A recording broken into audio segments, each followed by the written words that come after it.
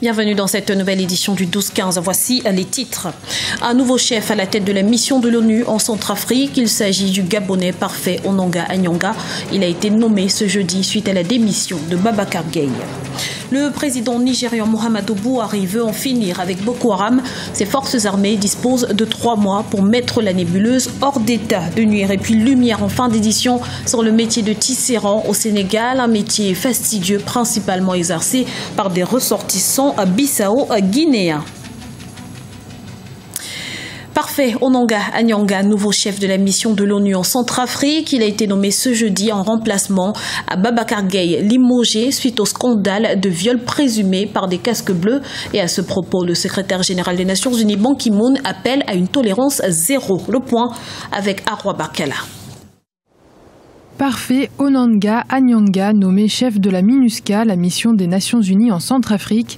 La nomination du Gabonais intervient après le limogeage de Babacar Gaye ce mercredi 12 août. Le secrétaire général de l'ONU, Ban Ki-moon, réclamait lui-même la démission du général sénégalais après le scandale d'abus sexuels présumés commis sur des enfants en Centrafrique. Le problème n'est pas d'avoir remplacé le général Gaye par Parfait Onanga Anyanga. Le problème se place ailleurs. Je l'ai toujours dit, une mission onusienne de maintien de la paix, avec ses milliers de casques bleus, avec ses centaines de policiers, ne réglera pas seul le problème de la RCA. Et il va falloir qu'on prenne en compte de nouveaux paradigmes, par exemple le caractère transfrontalier de la crise. Avant sa nomination, Parfait Onanga Anyanga était l'envoyé spécial de l'ONU au Burundi.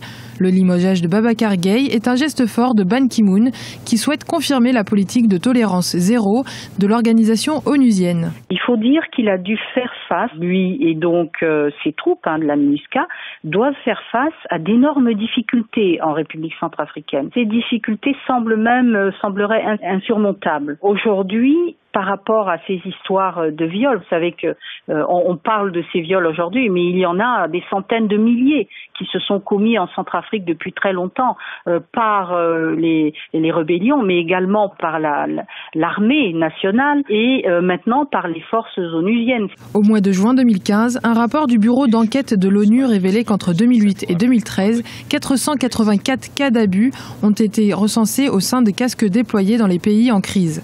La MINUSCA fait face à 57 allégations de fautes, dont 11 concernant potentiellement des cas d'abus sexuels sur des enfants.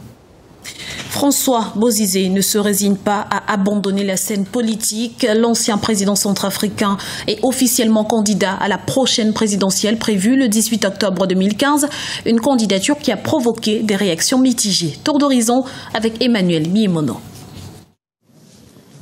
L'ex-président François Bozizé annonce son retour prochain en République centrafricaine pour participer à l'élection présidentielle d'octobre 2015. À Bambari, l'une des grandes villes du pays, les opinions sont partagées sur ce retour qui fait craindre à certains de nouvelles escalades de violence. La ville de Bambari est en effet un exemple frappant des clivages que le pays a connus ces dernières années. 2 ans de violence ont occasionné la mort de milliers de personnes et forcé plusieurs centaines de milliers d'autres à quitter leur maison. Je refuse catégoriquement pour que Bozizé revienne encore poser sa candidature. Parce que tout ce qu'on est en train de subir, c'est à cause de la politique de Bozizé qui amène tout ça. Moi, je suis très mécontent de ça. Le retour de François Bozizé en Centrafrique n'est pas tout à fait aisé. Le gouvernement qui lui a succédé a émis un mandat d'arrêt international et demandé son arrestation en 2013, l'accusant de crimes contre l'humanité et incitation au génocide. Il est également confronté à d'autres sanctions des Nations Unies, notamment le gel de ses avoirs, ainsi qu'une interdiction de voyage contre lui et quelques-uns de ses proches. Je le dis, oui, il peut revenir, mais c'est la population qui doit choisir. Si la population, je peux dire aujourd'hui que la population dit non, c'est la population qui doit décider son retour, ou qui doit décider de le mettre en pouvoir. S'il veut revenir, ce n'est pas un problème. Nous nous demandons cependant s'il peut corriger les erreurs qu'il a commises dans le passé et redresser le pays. L'ex-président François Bozizé a été renversé en mars 2013 par les forces rebelles de la Seleka après 10 ans passés au pouvoir. Sa chute a conduit à une période de chaos caractérisée par des attaques de représailles des anti-Balaka contre les Seleka. Bien que les attaques dans la capitale se soient atténuées ces derniers temps après le déploiement de la mission de maintien de paix des Nations Unies, des violences sporadiques sont encore enregistrées. C'est une récompense pour leur détermination. Le président camerounais Paul Biya a promu ce vendredi 5 colonels qui dirigent les opérations contre le groupe islamiste Boko Haram. Ces derniers deviennent généraux de brigade, une grande première dans le pays, notant que ces nominations interviennent dans un contexte où la région de l'extrême nord a été la cible il y a quelques semaines d'une série d'attentats suicides. 3 mois, c'est le délai fixé par le président nigérian Muhammadu Buhari pour éradiquer Boko Haram. Et afin de respecter cette échéance, les forces armées nigérianes sont appelées à continuer à faire équipe avec les autres parties prenantes dans la lutte contre la nébuleuse. Le point avec Lizelsi Akizimana. Le président Muhammadu Buhari donne 3 mois à ses forces armées pour en finir avec Boko Haram. Il l'a déclaré jeudi 13 août 2015 lors de la prestation de serment de plusieurs nouveaux responsables militaires à Abuja, au Nigeria. Vous devez rassembler vos forces et continuer à faire équipe avec les autres parties prenantes pour mettre en place un effort commun bien coordonné qui permettra la fin souhaitée de ces insurrections d'ici 3 mois. Après cette annonce, l'armée de l'air a déclaré avoir déployé des moyens supplémentaires dans le nord-est du Nigeria, notamment des avions, des hélicoptères de combat ainsi que des avions de transport de troupes. Objectif, éradiquer le groupe terroriste Boko Haram. Il faut surtout voir une obligation de résultat pour la force multinationale, mais on peut se demander que se passera-t-il si dans 3 mois le problème n'est pas réglé. Donc là, c'est vraiment un défi qui est lancé par Buhari. Je pense que ça participe aussi de sa communication. Il y a aussi une bataille psychologique à mener contre Boko Haram et à leur faire comprendre qu'ils n'échapperont pas à la répression et à l'impunité. Donc il y a tous ces éléments-là. Puis après, il y a aussi les points plus techniques. De quelle manière cette guerre va-t-elle se finir et quelles seront les mesures prises par l'État nigérian et les pays alentours pour éviter qu'un tel mouvement renaisse de ses cendres. Dans sa stratégie de lutter contre Boko Haram, le président Buhari a suggéré également l'installation d'une usine de fabrication d'armes dans son pays, ce qui assurerait son indépendance militaire. Rappelons qu'une force d'intervention conjointe multinationale a été mise en place et doit compter 8700 hommes venus du Nigeria, du Cameroun, du Tchad, du Niger et du Bénin.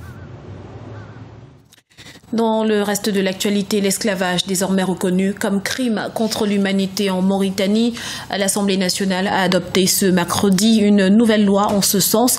Celle-ci durcit la répression et double les peines contre les esclavagistes. La maximale encourue pour ces pratiques passe à 20 ans dans la nouvelle loi contre 5 à 10 ans dans la loi précédente. Reste à présent à la mettre en application.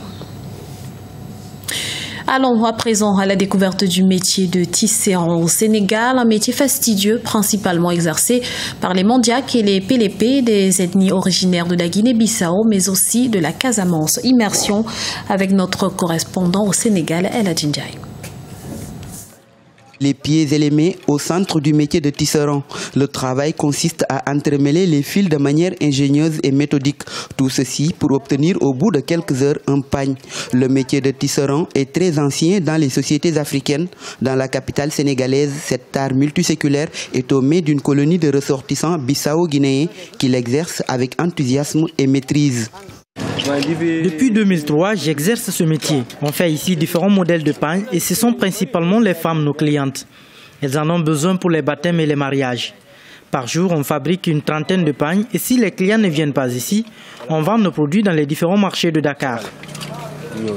La qualité repose sur les différents types de fils utilisés pour réaliser le pagne. À cela, il convient d'ajouter un critère important, le fond et le dessin utilisé dans le pagne. Ce sont ces éléments qui déterminent le prix du pagne. 15 000. 15 000. Si le fond est en coton et le dessin est en soie, on peut vendre le pagne à 15 000 francs CFA. Par contre, quand tout est tissé avec de la soie, le prix est plus élevé. Il varie entre 25 000 et 35 000 francs CFA. Le métier de tisserand demeure un travail fastidieux. Aucune méthode de modernisation n'est encore expérimentée au Sénégal. Comme tout métier artisanal, les tisserands sont confrontés à la cherté de la matière première et la concurrence déloyale. C'était le journal de la rédaction. Nous vous remercions pour votre fidélité. Retrouvez dans un instant une nouvelle édition de l'information sur Africa 24.